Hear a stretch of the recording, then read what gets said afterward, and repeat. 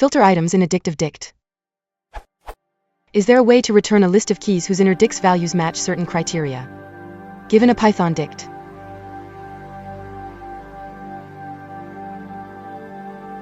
Is there a way I can get a list of keys 1, 2, 6, whose inner Dict fit the criteria I want?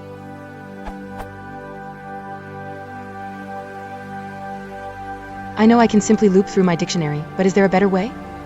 And also, how do I format some filtering and format criteria 1 to make it work? Simply entering criteria 1 equals process equals true won't work. If you need list of keys, it's gonna be.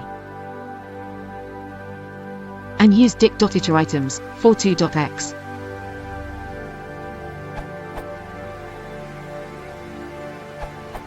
Here's a way to do it.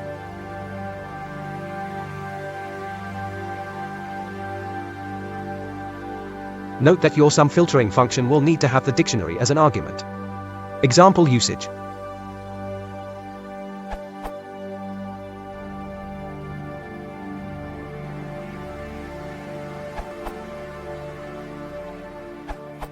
Given a list of callables named criteria, the following filter expression will list only the Dict keys whose corresponding values meet all the criteria.